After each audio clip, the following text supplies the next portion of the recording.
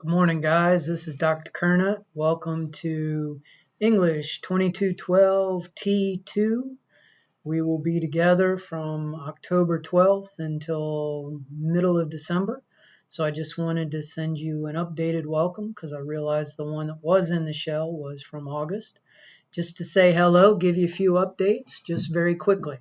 So the way this works is I want you to go each week on Monday morning, go through the module. There's usually two lessons. Start the readings. What I recommend you do is download the lessons first, read the lesson, then read the assigned text. That's a little easier, help you understand the readings. I'm in the process of updating each lecture. I'm going to do that on Sunday. So if you happen to have logged in already and downloaded lessons 1 and 2, I've updated those a little bit. Information hasn't changed a lot, but just added a few definitions and things to sort of clarify. There was a little graph in lesson 1 that got thrown off thanks to Microsoft Word formatting. The main thing is that I will be posting comments on your discussion questions every Monday and Wednesday. However, I do want them in by Saturday and Sunday. I get a lot of requests for extensions, and the reality is with more than 50 students, I will never keep up if I don't have firm due dates in there. So the main thing is to when we get to the exams, what I'm really testing for and encouraging you to work for is to think about your reading comprehension. So the way that I would approach these readings is everything that's on the test is either in the lectures or on the part 2 of the exam, asking you to identify very specific details, and that most of them, trust me, are of the who's buried in Grant's tomb variety. But it is a way of really encouraging you to think about your reading comprehension, because quite honestly, reading comprehension today is awful. We're just a textual, visual society, and it doesn't, our reading skills are not where they need to be. So this class is part of bolstering your reading capabilities. The other thing is for the discussion questions, what we're really focusing on is your writing skills, because once you get your degree and you go out in the world, I guarantee you, because I deal with employers all the time, that the thing that they most are looking for is for writing and communication skills. So I'm going to be on top of you on that. Don't stress out about exams or grades. The main thing is to pace yourself and just keep up. There are a lot of readings. I didn't write this stuff. I try to keep it as reasonable and yet fair as possible. There are no gimmies in the class, although we do have 22 extra credit points at the end to help folks, because test taking is an aptitude. So you're learning how to take the test.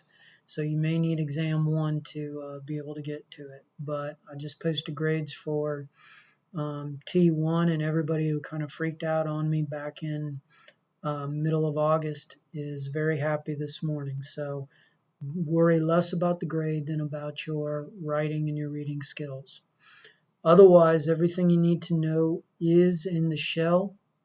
I do want to say again, just in case it's unclear, that we're not doing a proctored exam this fall. ProctorU is completely overwhelmed by the pandemic, and it just creates too many hassles that it's not worth it for this class.